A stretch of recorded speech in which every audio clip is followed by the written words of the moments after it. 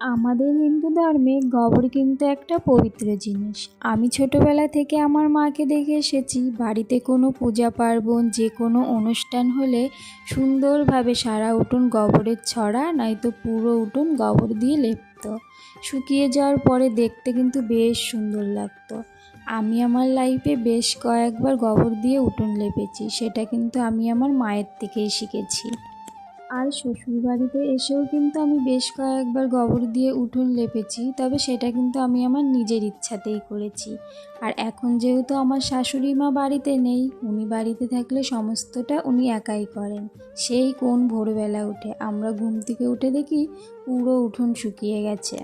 শাশুড়ি মা বাড়িতে নেই তাই কি হয়েছে, আমি তো বাড়িতে আছি আর উঠোনটা দেখতে খুব বাজে লাগছে, তাই বরকে বললাম তুমি গোবর এনে দাও, আমি উঠোনটা লেপবো।